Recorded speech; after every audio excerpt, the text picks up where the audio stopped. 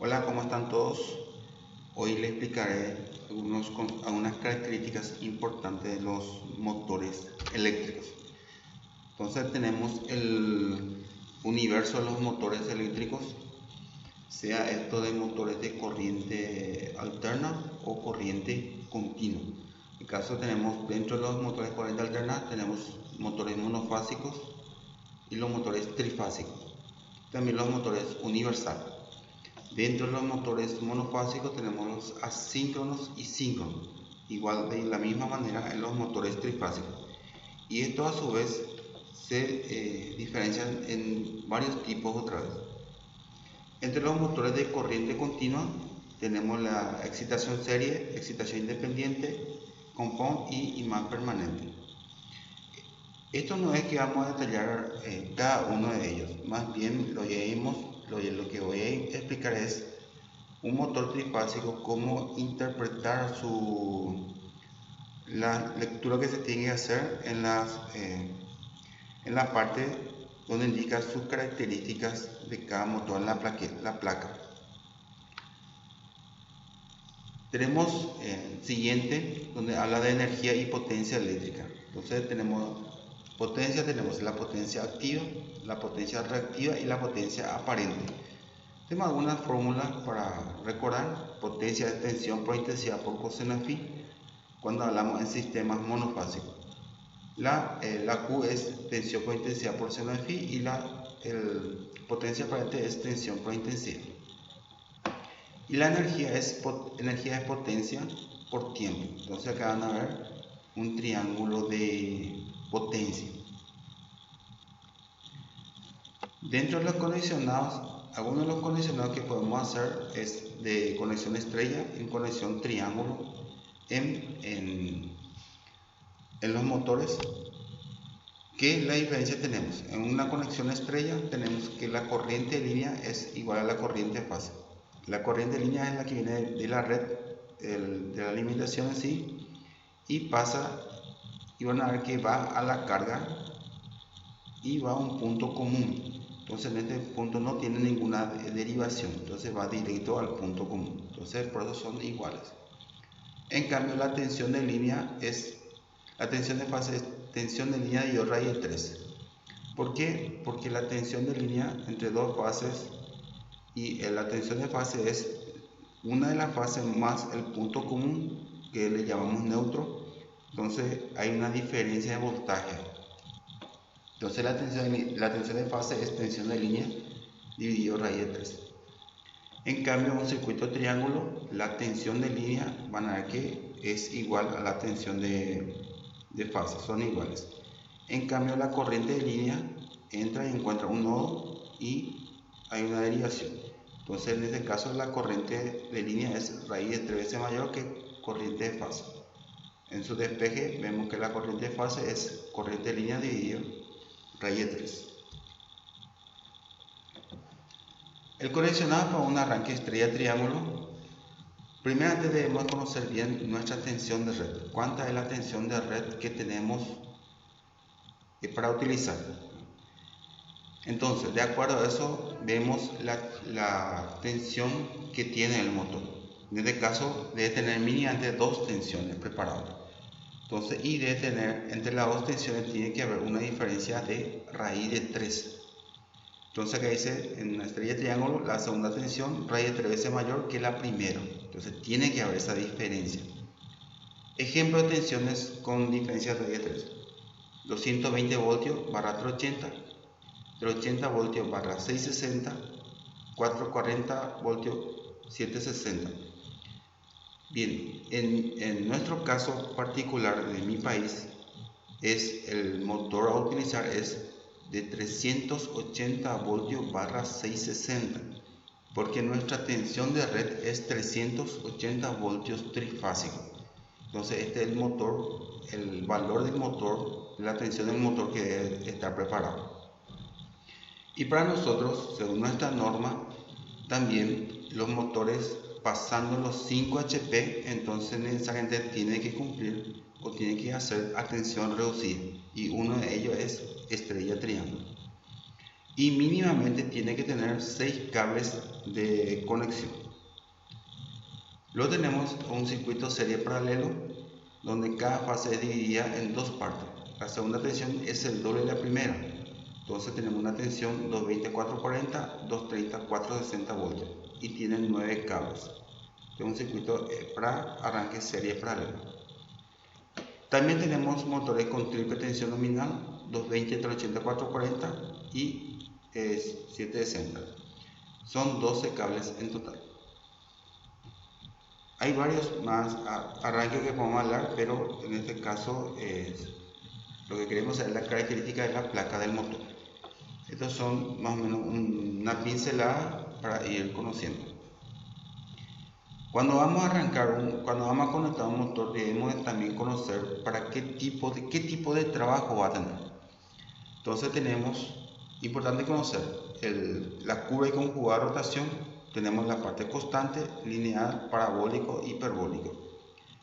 ¿Cómo yo entiendo esto? Ejemplo de aplicación, tenemos constante los compresores a pistón, los aparejos, la bomba a pistón, las trituradoras. En el caso lineal tenemos las calandras, bomba de vacío. En el parabólico tenemos bombas centrífugas, ventiladores, las trituradoras y los compresores. Y hiperbólico, los bobinados de hilo. Bien, dentro de esa categoría de motor tenemos una constante NH.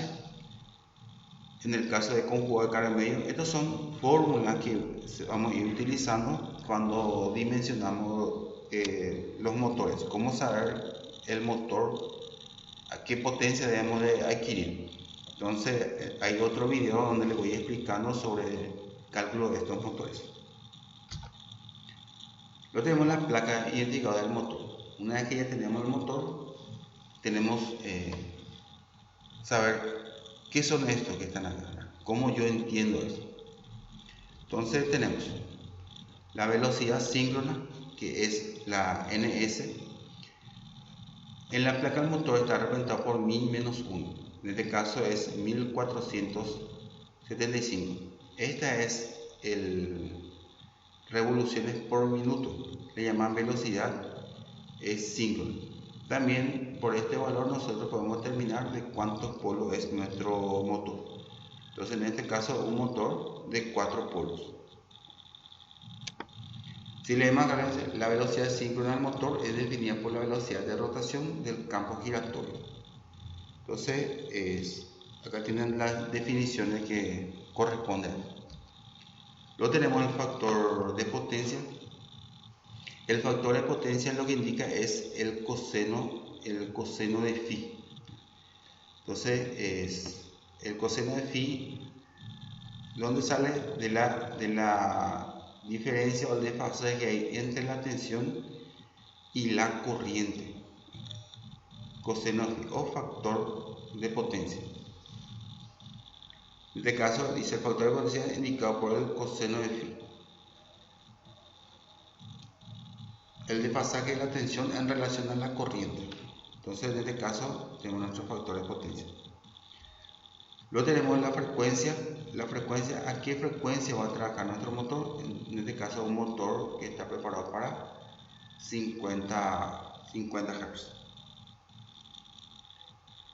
En la categoría indica, en este caso, esta categoría es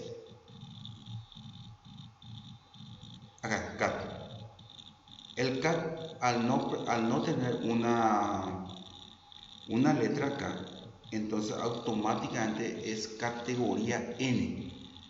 Entonces la categoría N indica que el conjugado arranque normal, corriente arranque normal y bajo el deslizamiento. Son lo que uno fácilmente encuentra en los lugares de venta. La categoría N. En cambio, la categoría H y D son ya para otro tipo de trabajo, tienen otro tratamiento. Entonces son los más vendidos, categoría N. CAT N. Ahí van a ver su ejemplo para que son accionamiento con cargas normales, con bombas, máquinas operadoras y ventiladores.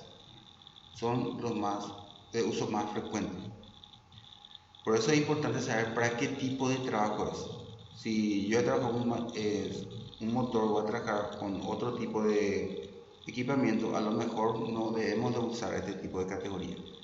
Por eso es importante el ejemplo anterior, la gráfica, si es parabólico, hiperbólico, lineal, y también estamos viendo su categoría, la explicación. También tenemos la clase de aislación.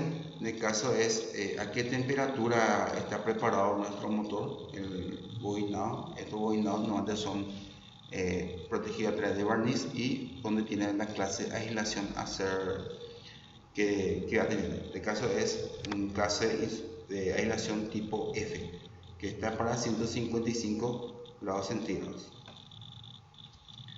Luego tenemos el régimen de servicio. El régimen de servicio, acá el TUCTI, es en este caso un régimen de servicio S1. También debemos saber si el motor trabajará de forma continua, de forma con tiempo de reposo mínima o en forma intermitente.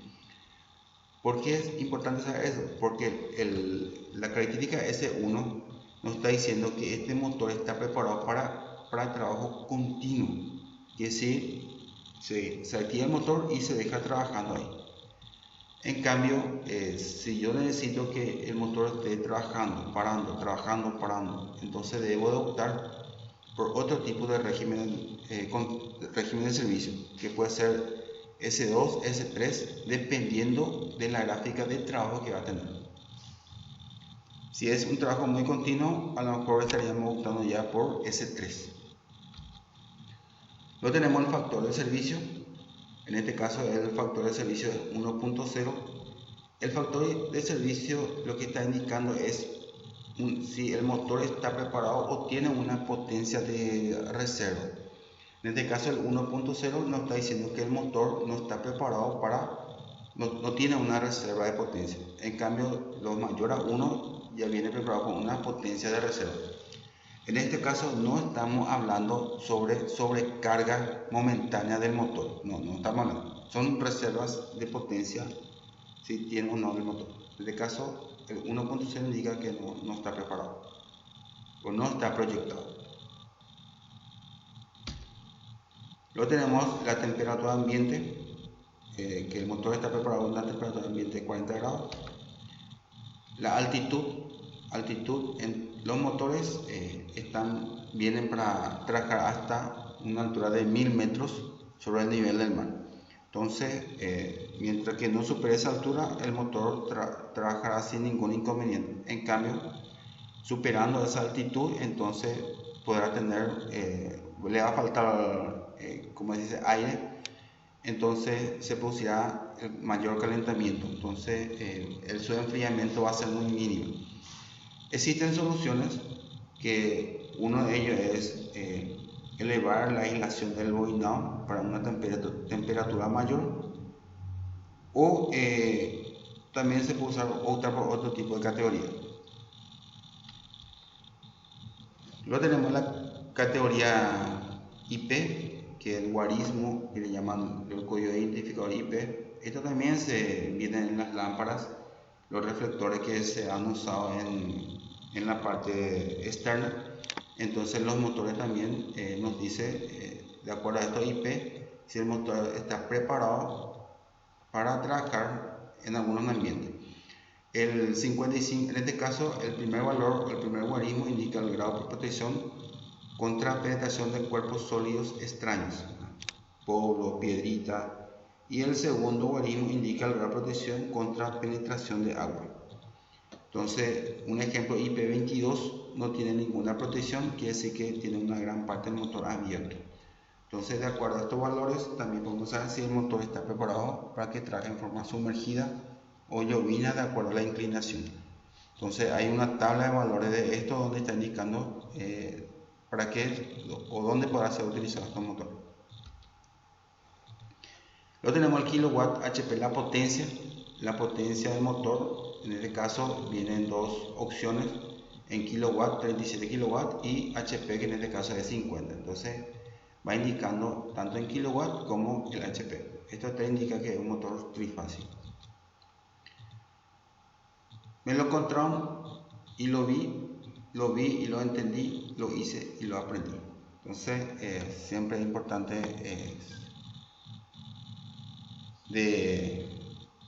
hacer el esfuerzo, y cuando más practicamos o cuando más hacemos algo, entonces estamos adquiriendo mayor conocimiento y más sólido nuestro conocimiento.